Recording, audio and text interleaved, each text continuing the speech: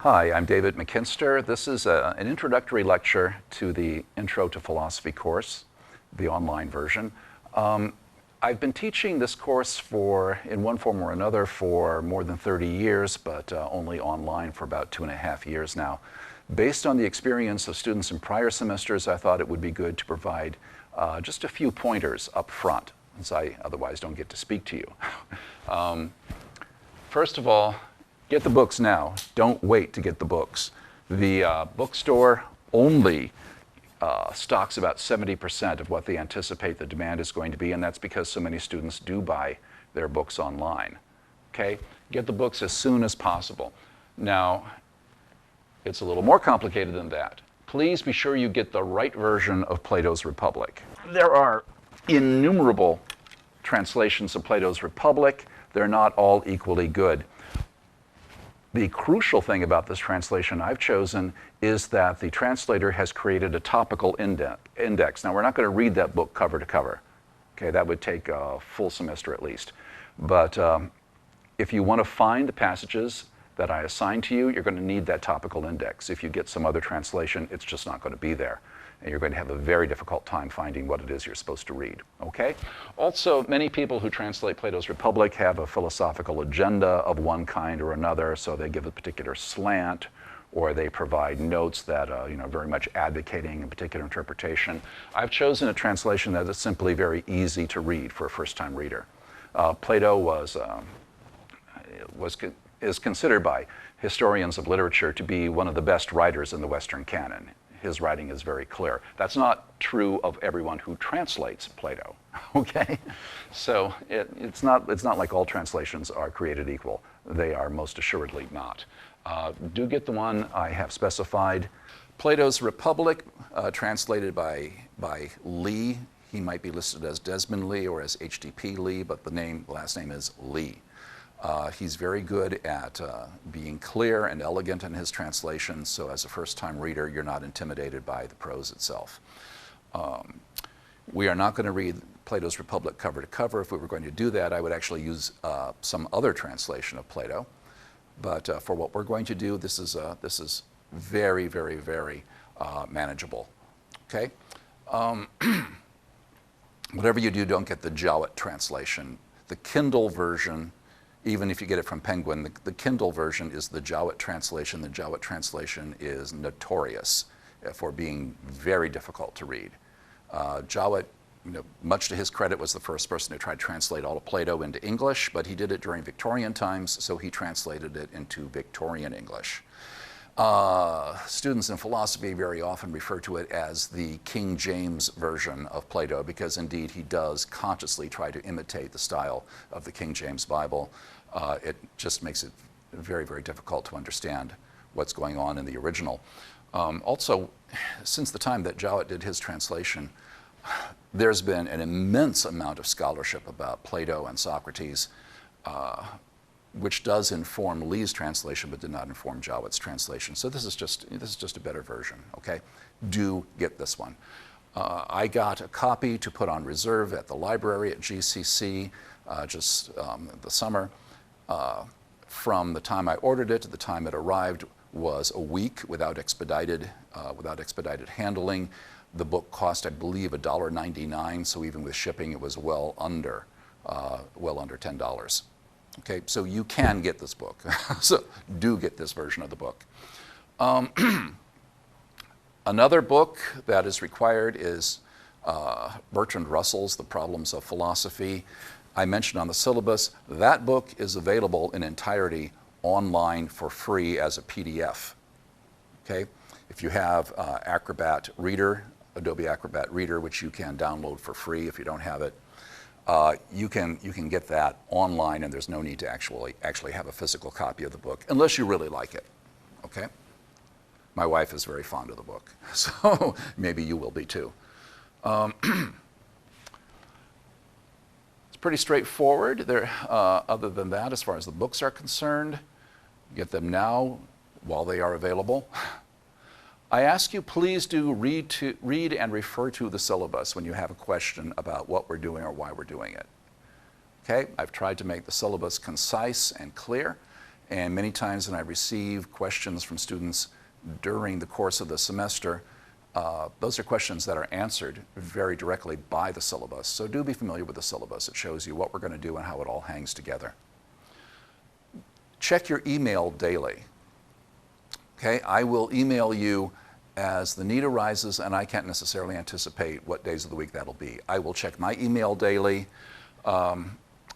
If you are emailing me and you are not using your academic email, you're using some other email address, a Gmail address or whatever, be sure you put your full name into the email, okay? Otherwise, I cannot figure out who is sending me the email. I may make announcements. I may occasionally decide to change some materials, and I will then send an email and point out that the change has been made, but you should routinely. I mean, most of you are going to be online daily anyway, for one thing or another. Just take a minute and check your email and make sure that there isn't something from the online course, or if there is, that you are aware of it.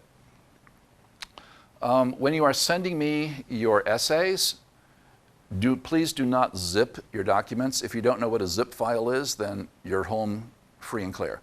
But please do not zip your documents. The essays that I assign, the written material that you have to do is fairly short and not terribly ornate, okay?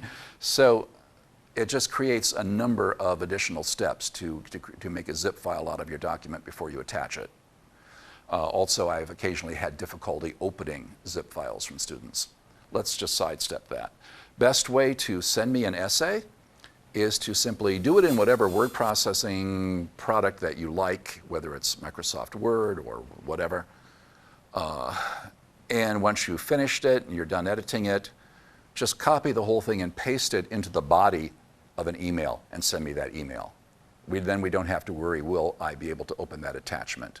You know, did you in fact give me the right attachment? Just stick it in the body of the email. The essays are short enough, the essays for this course at least are short enough that you should be able to do that with no problem. I know that's not true for every class, but it's the easiest, safest way to do it for this class. Communicate, okay? If there's a problem, if you're having difficulty submitting work on time, if you're having difficulty understanding what the assignments are, if you think you need more feedback about how you're doing in the course, let me know right away. Don't put that off, because the sooner that we can address it, the sooner we can get on top of it. I like to tell students, remember, online doesn't mean self-paced. Self-paced, not paced as in paste together two pieces of paper, but doesn't mean that you pace it yourself, okay? There are deadlines, and you will get behind if you don't try to meet those deadlines. I can be flexible if there's good reason why you need more time, but do talk to me about that, okay? If you simply think, well, this is online, I can do it any time, you're going to end up with a snowball effect, and you're going to say, oh my goodness, how am I ever going to get all this work done? Okay. The biggest reason why anyone doesn't do well in this course, and most students do just fine in this course, but the biggest reason why students don't do well in the course is because they get behind, and they get so far behind that they can't finish all the work, and then they just give up. Well, don't let that happen to you. Okay? If you need to talk to me about completing assignments, please do that right away. Okay? Certainly I want you to learn this material, I want you to learn about philosophy, and so I am entirely willing to work with you and make such accommodations as might be needed. In teaching a philosophy course, understand that what I'm trying to do is to teach you a set of skills. Philosophy is a process. You know, when I taught science, I always taught science is a process. It's an activity, not a set of received answers, because you know, new investigations could change what we think those answers ought to be in both fields.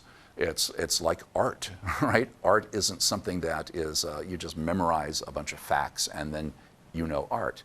Art is a process. You have to do it. And that's what I'm going to try to teach you, how to do philosophy, how to think philosophically, how to recognize a philosophical question. I am not here to teach you the philosophy of David Makinster. Okay, that's not what this course is about. Okay, what I will do is to try to give you a number of tools, a number of important ideas to think about, Part of my job will be to challenge your ideas, to get you to think more carefully about them, to get you to weigh alternatives. That's all part of the philosophical process. A good philosophy teacher is a coach, is a facilitator, is sometimes a gadfly, right? Troubling you about things that you're taking for granted, things that you should be thinking more carefully about. Understand that's what I'm doing. I'm never trying to tell you this is what you have to conclude, but rather here's what you ought to think about in drawing your conclusions. Okay? Someone once asked the ancient Greek philosopher Democritus, "Why should I learn how to reason?" Democritus said, "Do you want me to give you a reason?" The fellow said, "Yes." And Democritus said, "There you go." So, okay, thank you very much for enrolling in the course. I'm really looking forward to working with you this semester. And by all means, feel free to ask me any questions you have at any time. Thanks.